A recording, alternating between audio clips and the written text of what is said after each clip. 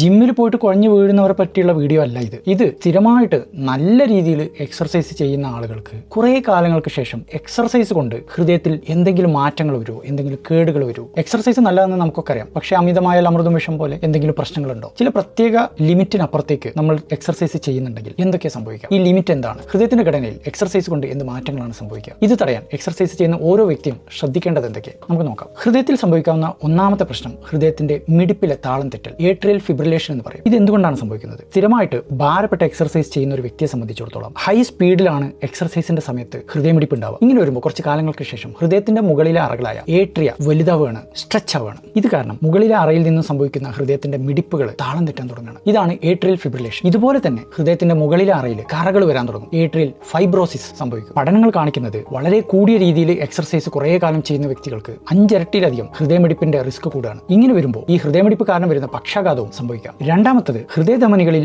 Block വരിക, അറ്റാക്കിനുള്ള സാധ്യത. ഇത് എന്തുകൊണ്ടാണ് സംഭവിക്കുന്നത്? കൂടിയ രീതിയിൽ എക്സ്ട്രീം ആയിട്ടുള്ള എക്സർസൈസ് ചെയ്യുന്ന ആളുകളെ സംബന്ധിച്ചിടത്തോളം ഹൃദയ രക്തധമനികൾക്കകത്ത് ഓക്സിഡേറ്റീവ് സ്ട്രെസ് വല്ലാതെ കൂടുകയാണ്. ശരീരം എപ്പോഴും ഈ ഓക്സിഡേറ്റീവ് സ്ട്രെസ്സിനെ തടയാൻ വേണ്ടിയിട്ട് ആന്റി ഓക്സിഡൻസ് ഉണ്ടാക്കിക്കൊണ്ടിരിക്കുന്നുണ്ട്. പക്ഷേ എക്സർസൈസ് മൂലം വരുന്ന ഈ ഓക്സിഡേറ്റീവ് സ്ട്രെസ് അതിഗംഭീരമായതുകൊണ്ട് ആന്റി ഓക്സിഡൻസ് മതിയാവാതെ വരികയാണ്. ഇങ്ങനെ വരുമ്പോൾ ഹൃദയ രക്തധമനികൾക്കകത്ത് നീർക്കെട്ടും ഇൻഫ്ലമേഷനും സംഭവിക്കുന്നു, കാൽഷ്യം അടിഞ്ഞു കൂടുന്നു, കാൽഷ്യം ബ്ലോക്കുകൾ സംഭവിക്കുന്നു. ഓർക്കണം, ഈ പറയുന്ന എക്സർസൈസ് ചെയ്യുന്ന ഭൂരിപക്ഷം ആളുകളുടെയും കൊളസ്ട്രോൾ നോർമൽ ആയിരിക്കും, BP ഉണ്ടാവില്ല, ഷുഗർ ഉണ്ടാവില്ല, നല്ല ഫിറ്റ് ആയിരിക്കും. എന്നാൽ പോലും ഇവരുടെ ഹൃദയ രക്തധമനികളിൽ അഥെറോസ്ക്ലെറോസിസ് സംഭവിച്ചിട്ടുണ്ടാവും. മൂന്നാമത്തത് ഹൃദയത്തിന്റെ വലതുവശത്ത് അറക്ക് വരുന്ന കേടുകളാണ്, റൈറ്റ് വെൻട്രിക്കുലർ ഡിസ്ഫങ്ഷൻ എന്ന് പറയും. എക്സ്ട്രീമായിട്ട് എക്സർസൈസ് ചെയ്യുന്ന ഒരു വ്യക്തിയെ സംബന്ധിച്ചിടത്തോളം ഹൃദയത്തിന്റെ വലതുവശത്തെ അറയായ റൈറ്റ് വെൻട്രിക്കിളിന് ശ്വാസകോശത്തിലേക്ക് അമിതമായ അളവിൽ രക്തം പമ്പ് ചെയ്യേണ്ടി വരികയാണ്. ഇത് കുറെ കാലം കഴിയുമ്പോൾ ഹൃദയത്തിന്റെ വലതുവശത്തെ അറയിൽ ഒരു സ്ട്രെയിൻ ഉണ്ടാക്കുകയാണ്. പതുക്കെ ആ അറ കട്ടി കൂടി വരികയാണ്. പിന്നീട് വലതുവശത്തെ പമ്പിങ് കുറയാണ്. അങ്ങനെ ഹാർട്ട് ഫെയിലിയർ വരെ സംഭവിക്കാം. നാലാമത്തെ പ്രശ്നം എന്താണെന്നറിയോ? നമ്മുടെ ശരീരത്തിൽ ഒരു ഓട്ടോമാറ്റിക് കൺട്രോൾ സിസ്റ്റം ഉണ്ട്. പൾസും BPയും ശ്വാസവും ഒക്കെ കൺട്രോൾ ചെയ്യുന്ന ഓട്ടോണോമിക് നെർവ് സിസ്റ്റം. സ്ഥിരമായിട്ട് ഇന്റൻസീവായിട്ട് എക്സർസൈസ് ചെയ്യുന്ന ഒരു വ്യക്തിയെ സംബന്ധിച്ചിടത്തോളം ഈ ഓട്ടോമാറ്റിക് സിസ്റ്റത്തിൽ ഒരു താളം തെറ്റിൽ വരാൻ സാധ്യതയുണ്ട് എന്നാണ് പഠനങ്ങൾ കാണിക്കുന്നത്. ഇങ്ങനെ വരുമ്പോൾ ഹൃദയത്തിന്റെ മിടിപ്പിന്റെ താളം തെറ്റിൽ ഒരു കൺട്രോൾ ഇല്ലാതെ പോവുകയാണ്. പലപ്പോഴും സഡൻ കാർഡിയക് ഡെത്ത് സംഭവിക്കാം. ഇനി നമ്മൾ എന്താണ് ചെയ്യേണ്ടത്? ഒന്നാമതായിട്ട് എക്സർസൈസിന് ഒരു ലിമിറ്റ് വെക്കണം. 150 മുതൽ